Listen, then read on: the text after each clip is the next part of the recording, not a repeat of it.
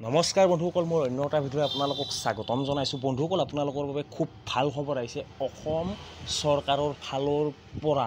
যদি আপোনালোকে ABUB commando ADREত apply কৰিছিলে, আপোনালোকৰ বাবে খুব ডাঙৰ খবৰ আহিছে। কি খবৰ আহিছে এই ভিডিঅ'টোৰ মাধ্যমেৰে আপোনালোকক জনাবলৈ চেষ্টা কৰিম। যদি মোৰ চেনেলটোত প্ৰথমবাৰৰ কাৰণে ভিজিট কৰিছে, তেতিয়াহ'লে মোৰ চেনেলটো ছাবস্ক্ৰাইব কৰক আৰু কাষত থকা বেল আইকনটো প্ৰেছ কৰক। চাওক, যিহেতু অসম চৰকাৰৰ পৰা বহুতখিনি কথাই উল্লেখ কৰা হৈছে যে আপোনালোকৰ ইণ্টাৰভিউ কেতিয়াৰ পৰা হ'ব, এইখিনি কথালৈকে উল্লেখ কৰা হৈছে। লগতে নতুন ভেকেঞ্চি কিমান সংখ্যক আহিব, ফৰেষ্ট ডিপাৰ্টমেণ্টত কিমান পদ আহিব, কেতিয়া ভেকেঞ্চি আহিব, গোটেইখিনি কথাই অলৰেডি অসম চৰকাৰে উল্লেখ কৰি থৈ দিছে 2025 চনলৈকে।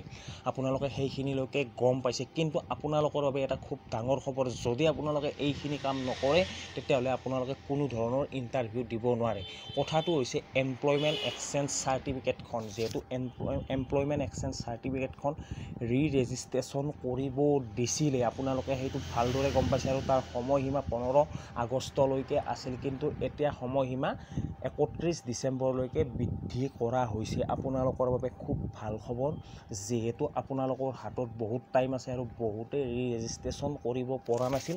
কাৰণটো হৈছে যে ছাৰ্ভাৰটো খুব প্ৰব্লেম আছে আৰু ছাৰ্ভাৰ প্ৰব্লেমৰ কাৰণে বহুতেই ৰেজিষ্ট্ৰেশ্যন কৰিব পৰা নাছিল। এতিয়া 31 ডিচেম্বৰলৈকে আপোনালোকে ৰেজিষ্ট্ৰেশ্যনটো কৰি ল'ব লাগিব। আৰু যদি আপোনালোকে ৰেজিষ্ট্ৰেশ্যন নকৰাকৈ এক্সাম দিবলৈ যায়, তেতিয়াহ'লে আপোনালোকক ডাইৰেক্ট ৰিজেক্ট কৰা হ'ব। আপোনালোকে অতি শীঘ্ৰে কৰি ল'ব।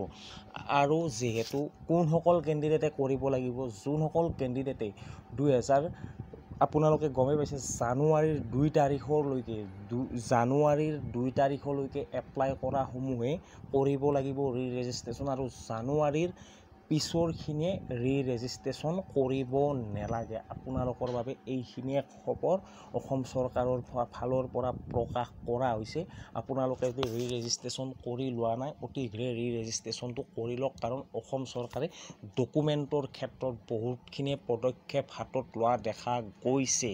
আপোনালোকৰ বাবে ভাল খবৰ এইবিলাক, যিহেতু বহুত সংখ্যক বাহিৰৰ কেণ্ডিডেটে আমাৰ অসম চৰকাৰৰ চাকৰি হওক বা বহুতখিনি ক্ষেত্ৰতে আগুৱাই সোমাই গুচি গৈছে আৰু তেওঁলোকক ধৰিব পৰা নাই। সেই হিচাপত অসম চৰকাৰে কিছুমান পদক্ষেপ গ্ৰহণ কৰিছে আৰু এই পদক্ষেপসমূহ আপোনালোকে ভালকৈ ৰেজিষ্ট্ৰেশ্যনটো কৰি ল'ব। তাৰপিছত আপোনালোকে এক্সাম দিবলৈ যাব। যদি আপোনালোকে ৰেজিষ্ট্ৰেশ্যন কৰা ডেটটো জানিব বিচাৰে, তেতিয়াহ'লে আপোনালোকে তলত কমেণ্ট কৰক। অলৰেডি মই ভিডিঅ'ত জনালোৱে আপোনালোকক 31 ডিচেম্বৰলৈকে ডেট দিয়া হৈছে। তাৰে ভিতৰত আপোনালোকে ৰেজিষ্ট্ৰেশ্যন এমপ্লয়মেণ্ট এক্সচেঞ্জ চাৰ্টিফিকেটখন অতি শীঘ্ৰে কৰি লওক। আজিৰ ভিডিঅ'টোত এইখিনিয়ে। আজিলৈ আহিছোঁ। জয় হিন্দ, জয় ভাৰত।